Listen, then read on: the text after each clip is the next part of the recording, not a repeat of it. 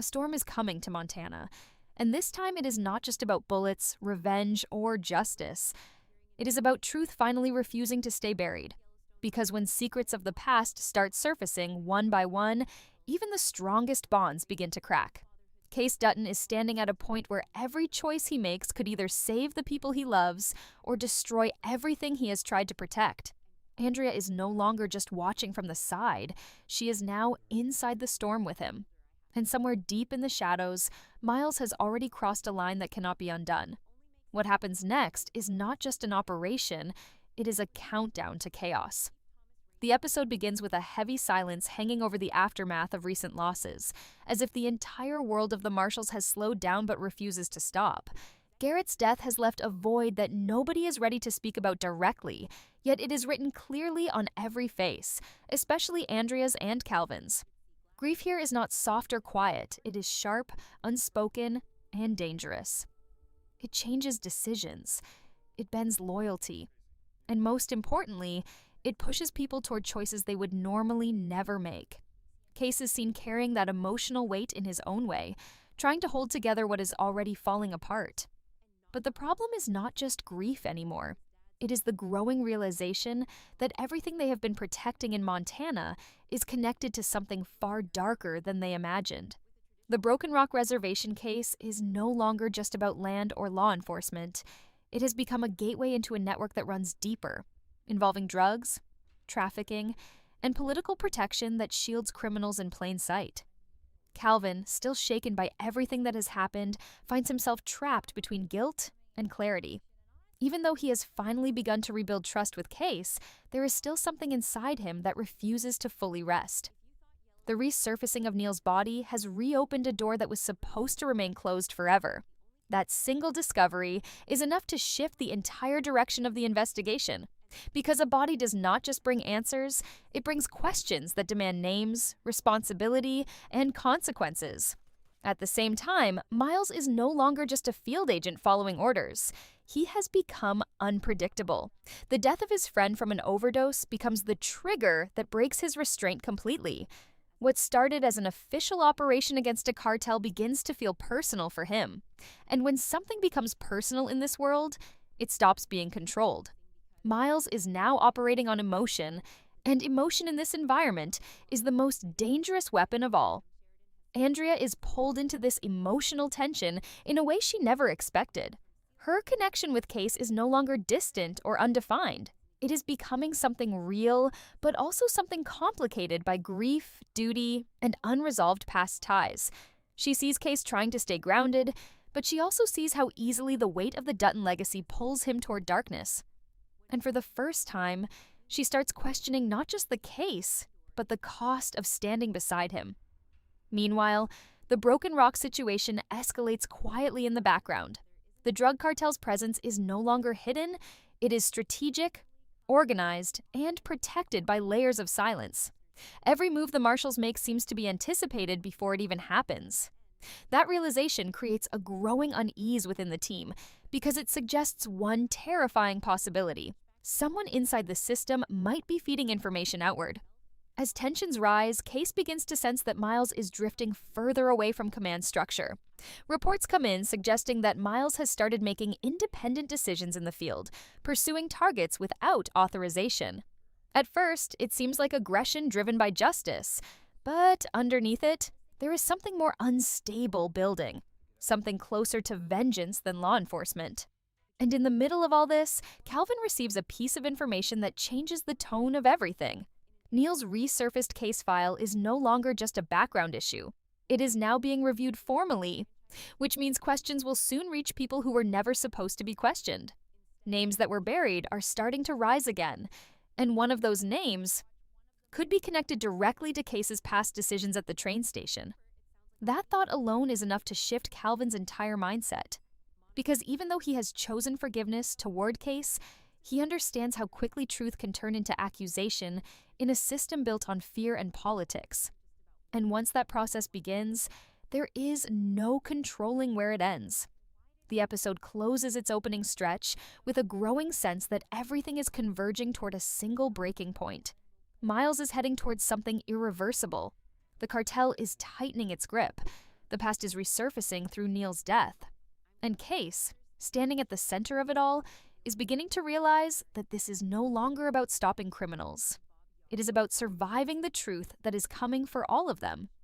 As the investigation deepens, the atmosphere inside the Marshals unit begins to shift from controlled urgency to quiet instability.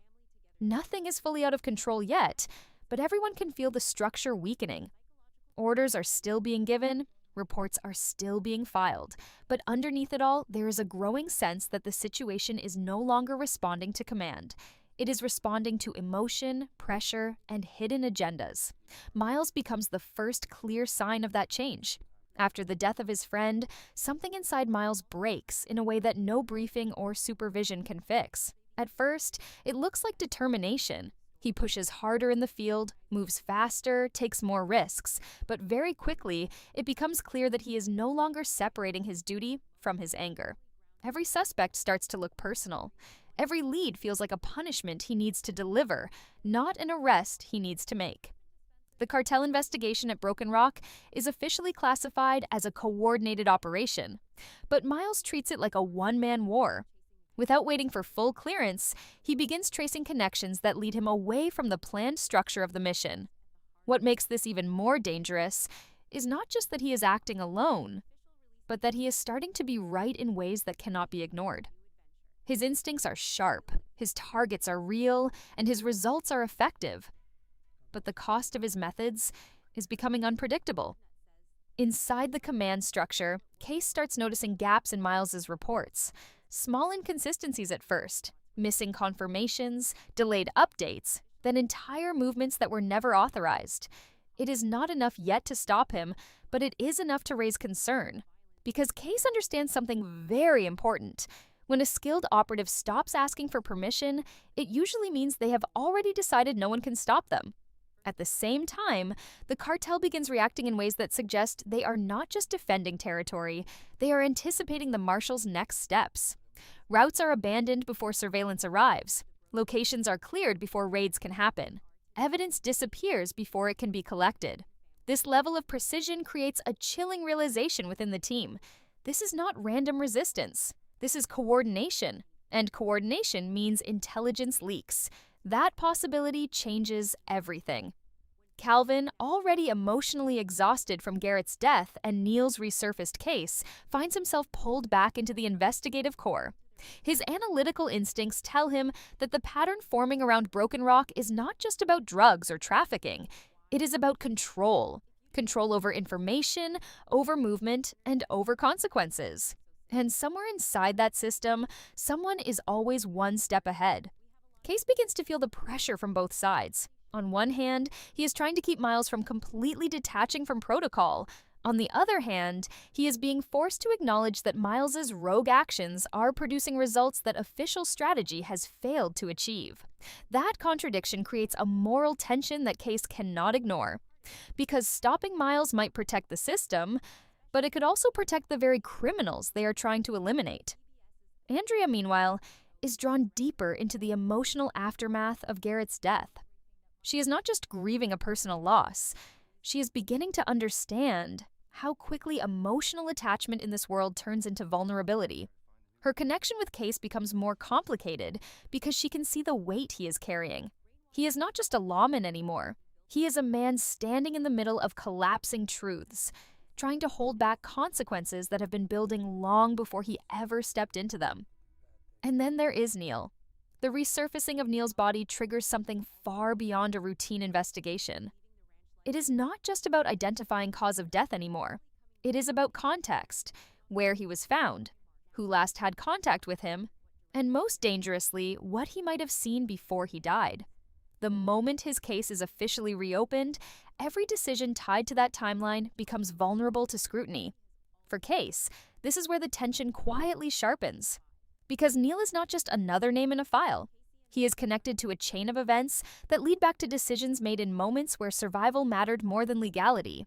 And now those moments are no longer buried. As pressure builds, Miles makes his most dangerous move yet. Without informing command, he follows a lead that takes him away from cartel infrastructure and directly toward a suspected trafficking route operating under disguised transport channels This is no longer investigation. It is interception. And it is happening without backup. The Marshals realize too late that Miles is no longer tracking the cartel as an organization. He is tracking individuals. That shift is critical because organizations can be negotiated with, mapped, and contained. Individuals acting under emotional drive cannot. Kayce immediately pushes for intervention, but he is met with resistance, not from bureaucracy, but from reality. Because stopping Miles now means risking losing the only operative who has successfully penetrated the cartel's outer structure. Every second spent debating him is another second Miles is moving deeper into hostile territory alone. And somewhere in all of this, a new fear begins to form quietly inside the team. If Miles succeeds, he could dismantle part of the trafficking network. But if he fails, or if he crosses a line he cannot come back from, he will not just become a casualty of the mission, he will become part of the problem they are trying to eliminate. By the time the situation reaches its next stage, the entire operation at Broken Rock no longer feels like a coordinated law enforcement response. It feels like multiple battles happening at once, all pulling in different directions, all connected by invisible threads that nobody can fully see yet.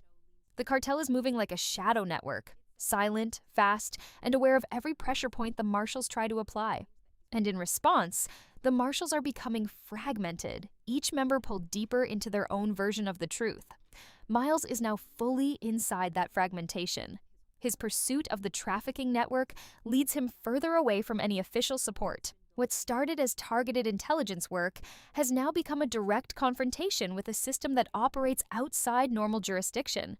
He is no longer waiting for confirmation, no longer requesting backup, and no longer measuring risk in the way a trained marshal should. Instead, everything he does is guided by urgency. An urgency born from personal loss, but sharpened by the belief that hesitation is what allowed his friend to die in the first place. This mindset makes him effective, but also extremely dangerous. Inside command, Kayce receives fragmented updates that paint an increasingly alarming picture. Miles is closing in on something significant, but the path he is taking is unpredictable. There are signs of contact with suspected traffickers, but no clear extraction plan, no perimeter control, and no safety coordination. Every instinct Kayce has tells him this is heading toward a confrontation that will not end cleanly. But what makes it worse is that Miles is not wrong about everything he is finding. The trafficking route he uncovers is real. It is structured in a way that avoids conventional surveillance patterns, using civilian movement as cover and exploiting gaps between jurisdictions. It is the kind of system that only exists when multiple layers of protection are in place: criminal, political, and logistical. That realization adds weight to Miles's actions, because it confirms that the enemy they are dealing with is not just reactive. It is organized at a level that threatens the entire investigation. Calvin, pulled deeper into the analytical side of the case, begins connecting patterns that were previously overlooked. Neil's resurfaced death is no longer just an isolated incident. It is becoming a reference point, a marker in a timeline where several key movements align too perfectly to be coincidence. Every time Calvin traces one thread, it leads back to Broken Rock. And every time he pulls that thread, it tightens the pressure on Kayce's past decisions. This is where the emotional weight of the episode begins to intensify. Kayce is now facing a dual collapse: operational and moral. Operationally, he is losing control over Miles. Morally, he is being forced to confront the reality that the system he is working within may not be capable of delivering justice without causing collateral damage. Every decision feels like a trade-off between consequences that cannot be undone. Andrea, still processing Garrett's death, starts to see Kayce in a different light during this phase. Not as someone distant or unreachable, but as someone carrying too many burdens alone.